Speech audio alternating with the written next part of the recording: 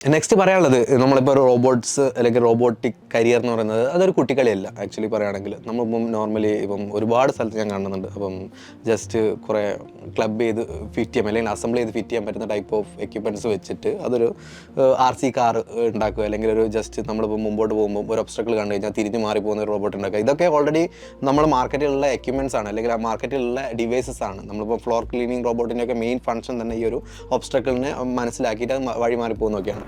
ഇതൊന്നല്ല ഫ്യൂച്ചറിലേക്ക് വരികയാണെങ്കിൽ നമുക്ക് റെവല്യൂഷൻ വന്ന പോലെ തന്നെ നമുക്ക് ഒരുപാട് ഹ്യൂമൻസ് ചെയ്യുന്ന ജോലികൾ റോബോട്ട്സിനെ കൊണ്ട് ചെയ്യിപ്പിക്കാൻ പറ്റും. ഈവൻ അത് എക്സ്പെഷ്യലി പറയുകയാണെങ്കിൽ റിപ്പീറ്റഡ്ലി ചെയ്തുകൊണ്ടിരിക്കുന്ന ജോലികൾ.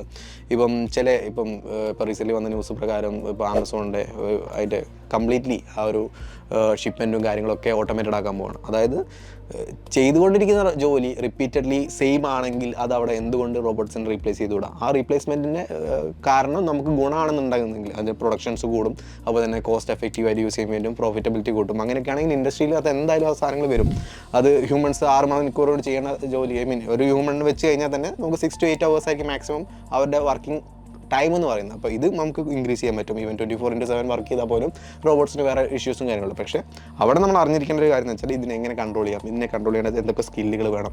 ഇത് സോഫ്റ്റ്വെയർസും കാര്യങ്ങളൊക്കെ യൂസ് ചെയ്യുന്ന പോലെ തന്നെയാണ്. ആക്ച്വലി പറയുകയാണെങ്കിൽ നമ്മളിപ്പോൾ ഒരു മൊബൈൽ ഫോൺ വാങ്ങിക്കഴിഞ്ഞാൽ ആ ഡിവൈസ് ഇപ്പം എല്ലാ മൊബൈൽ ഫോണിനകത്ത് ഒരു 4 to 5 years സോഫ്റ്റ്വെയർ അപ്ഡേഷനും കാര്യങ്ങളൊക്കെ നമുക്ക് തരുന്നുണ്ട്. അത് എന്തിനു വേണ്ടിയാണെന്നുള്ള കാര്യം നിങ്ങൾ മനസ്സിലാക്കുക. അതായത് മാർക്കറ്റിൽ ഉണ്ടാകുന്ന ചേഞ്ചസിനനുസരിച്ച് നമ്മൾ പ്രോപ്പർലി അതിൻ്റെ സോഫ്റ്റ്വെയർസും കാര്യങ്ങളൊക്കെ അപ്ഡേറ്റ് ചെയ്തിട്ടില്ലെങ്കിൽ ആ ഡിവൈസ് ഔട്ട്ഡേറ്റഡ് ആവും. സെയിം തന്നെയാണ് നമ്മൾ റോബോട്ടിക് ഡിവൈസൊക്കെ വരികയാണെങ്കിൽ അതിൽ കൂടുതൽ ചേഞ്ചസ് വരാൻ പോകുന്നത് അതിൻ്റെ സോഫ്റ്റ്വെയർ സ്കിൽസും കാര്യങ്ങളൊക്കെ ഉണ്ടാവുക. അപ്പോൾ അത് പ്രോപ്പർലി അനാലിസിസ് ചെയ്ത് അതിൻ്റെ ഡെവലപ്മെൻറ്റും കാര്യങ്ങളൊക്കെയാണ് ഇനിയുള്ള സ്റ്റേജിൽ കൂടുതൽ വരാനുള്ളത്. ഇപ്പോൾ ഓൾറെഡി നമ്മൾ കണ്ടു 10 വർഷം മുമ്പ് അല്ലെങ്കിൽ 15 വർഷം മുമ്പ് ഇറങ്ങിയ സിനിമകളിലൊക്കെ ഈ റോബോട്ടിക് ആയിട്ടുള്ള കാര്യങ്ങളൊക്കെ നമ്മൾ ഒരുപാട് കണ്ടതാണ്. ഈവൻ നമ്മുടെ പ്രാക്ടിക്കലി ഇപ്പം റീസെൻറ്റ് ടൈം നോക്കുകയാണെങ്കിൽ ഇപ്പം 100 കിലോമീറ്ററിന് മുകളിൽ നടന്നിട്ട് നമുക്ക് ആ റോബോട്ട്സ് ഒരു ഗിന്നസ് വേൾഡ് റെക്കോർഡ് ഉണ്ടാക്കി. അതായത് 100 കിലോമീറ്റർ മേലെ കണ്ടിന്യൂസ്ലി നടക്കുന്ന റോബോട്ട്. അപ്പം അതൊക്കെ ഹ്യൂമൻസിനെ വെച്ച് നോക്കുന്ന സമയത്ത് അവരെ ഒരുപാട് കാര്യങ്ങൾ നമ്മൾ നടക്കാന്ന് പറഞ്ഞാൽ റിപ്പീറ്റഡ്ലി ചെയ്യുന്ന ഒരു കാര്യം തന്നെയാണ്. അതുപോലെ തന്നെ ഒരുപാട് ജോലികൾ നമ്മളെ വീട്ടിലെ നമ്മളെ ക്ലീനിങ്, കിച്ചൺ അപ്ലയൻസസ്, അല്ലെങ്കിൽ ലോണ്ട്രി, ഇങ്ങനത്തെ കാര്യങ്ങൾക്ക് മുതൽ ഒരു ഇൻഡസ്ട്രിയിൽ വലിയൊരു ഗോഡൗണൊക്കെ നോക്കുകയാണെങ്കിൽ ഇതിനകത്ത് ഒരുപാട് കാര്യങ്ങൾ ട്രാക്ക് ചെയ്യാനും ഇപ്പം ഫോർക്ക് ലിഫ്റ്റ് ട്രക്കുകളൊക്കെ ഉണ്ട്. അതൊക്കെ കൺട്രോൾ ചെയ്യുന്ന ഹ്യൂമൻസ് ആണെങ്കിൽ അത് കുറച്ചുകൂടി ഈ ഫ്യൂച്ചറിൽ നോക്കുകയാണെങ്കിൽ അത് കംപ്ലീറ്റ് ഓട്ടോമേറ്റഡ് ആവും. ഈവൻ ഡ്രോൺസ് ഇപ്പോൾ one of the part of robotics ആണ്. അപ്പോൾ അതിനകത്തൊക്കെ ഫ്യൂച്ചറിൽ ഈവൻ ഒരു നെക്സ്റ്റ് 5 years ഒരുപാട് ബൂമുകളും കാര്യങ്ങളും ഉണ്ട്. അപ്പോൾ അതുപോലെ തന്നെയാണ് അവിടെ ഇതിനൊക്കെ കൺട്രോൾ ചെയ്യാൻ അറിയുന്ന ആളുകളുടെ എണ്ണം, അതിൽ സ്കിൽഡ് ആയിട്ടുള്ള ഒരു ആളുകൾ, ഒരു പേഴ്സണാലിറ്റീസ് ഉണ്ടായിക്കഴിഞ്ഞാൽ മാത്രമാണ് അവിടെ പ്രോപ്പർലി നമുക്ക് ഈ കാര്യങ്ങളൊക്കെ എൻഹാൻസ് ചെയ്യാൻ പറ്റുള്ളൂ. ഈ ഒരു ഡെവലപ്മെൻറ്റ് മുമ്പോട്ട് എത്തിക്കാൻ പറ്റുള്ളൂ. അപ്പം റീസെൻ്റ്ലി നമ്മൾ പെൻട്രിയിൽ ആ ഒരു റോബോട്ടിക്സിൻ്റെ അതിൻ്റെ കോഴ്സ് ലോഞ്ച് ചെയ്യാനുള്ളൊരു കാരണം അത് തന്നെയാണ്. ഇതൊക്കെ എങ്ങനെ കൺട്രോൾ ചെയ്യാം, ഒരുപാട് ഓപ്പറേറ്റിംഗ് സിസ്റ്റം, ഇപ്പം റോബോട്ടിക് ഓപ്പറേറ്റിംഗ് സിസ്റ്റം റോസ് എന്ന് പറയുന്നത്, അതുപോലെ തന്നെ 3D സ്ലാം, അതുപോലെ തന്നെ Nav2 സ്റ്റാക്ക്, അതുപോലെ ഒരുപാട് നമുക്ക് ഡിഫറെൻ്റ് ആയിട്ട് അറിയേണ്ട ടൂൾസുകളും കാര്യങ്ങളൊക്കെ ഉണ്ട് ഇതിനകത്ത്.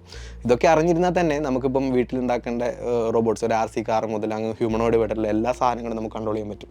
അതിനൊക്കെ ഡിഫറെൻ്റ് ആയിട്ടുള്ള ഫങ്ഷനിങ് ആണ്, അതിൻ്റെ മോഷൻസ് ഡിഫറെൻ്റ് ആണ്, അതിൻ്റെ നമ്മളിപ്പോൾ 6 axis മോഷൻസും കാര്യങ്ങളൊക്കെ പറയുന്ന പോലെ തന്നെ ഒരുപാട് കാര്യങ്ങൾ അതിൻ്റെ അകത്തുണ്ടാവും. അപ്പോൾ അതിൻ്റെ മൂവ്മെൻറ്റും കാര്യങ്ങളൊക്കെ കൺട്രോൾ ചെയ്യാൻ അറിഞ്ഞു കഴിഞ്ഞാൽ നമുക്കത് യൂസ് ചെയ്യാൻ പറ്റും. അപ്പോൾ ഇത്രയാണ് പറയാനുള്ളത്. അൾട്ടിമേറ്റ്ലി നമുക്ക് റോബോട്ട്സും കാര്യങ്ങളൊക്കെ വന്നു കഴിഞ്ഞാൽ ഹ്യൂമൻസിൻ്റെ ജോലി പോകുമോ എന്നുള്ള കാര്യങ്ങളൊന്നും നമുക്ക് ഡൗട്ട് അടിക്കേണ്ട ആവശ്യമില്ല. കാരണം അത് കൺട്രോൾ ചെയ്യാൻ അറിഞ്ഞു കഴിഞ്ഞാൽ തന്നെ നമുക്ക് അവിടെ ബെറ്റർ ആയിട്ട് നമ്മുടെ ലൈഫ് ചേഞ്ച് ചെയ്യാൻ പറ്റുന്ന കാര്യങ്ങളാണ് നോക്കേണ്ടത്. റീസെൻറ്റ് എക്സാമ്പിൾ നോക്കുകയാണെങ്കിൽ നമ്മുടെ AI ടൂൾസും കാര്യങ്ങളൊക്കെ നോക്കുകയാണെങ്കിൽ അത് പ്രോപ്പർലി യൂസ് ചെയ്യാൻ അറിയുന്നവർക്ക് അത് എന്തുകൊണ്ടും ഗുണമാണ്. പക്ഷേ AI ടൂൾസ് വന്നിട്ട് ഞാൻ ഇന്നേ വരെ AI ടൂൾസ് യൂസ് ചെയ്തിട്ടില്ല എന്ന് പറയുന്ന ഒരാളുണ്ടെങ്കിൽ ആൾ ഇപ്പോഴും ഔട്ട്ഡേറ്റഡ് ആയി കിടക്കുകയാണ്. കാരണം ആൾക്ക് ആ സ്കില്ല് പഠിച്ചെടുക്കാനോ ആ പഠിച്ചെടുക്കുന്ന സ്കില്ല് ഇംപ്ലിമെൻറ്റ് ചെയ്യാനോ അറിയില്ല. അറിയാത്തത് കൊണ്ടാണ് ആൾക്ക് അതിനെപ്പറ്റി കൂടുതൽ ചെയ്യാനോ അത് വെച്ചിട്ട് ഒരുപാട് റിസൾട്ട് ഉണ്ടാക്കാനൊന്നും പറ്റാത്തത്. സെയിം തന്നെയാണ് ഇനി ഫ്യൂച്ചറിൽ റോബോട്ട്സിൻ്റെ കേസിൽ വരാൻ പോകുന്നത്.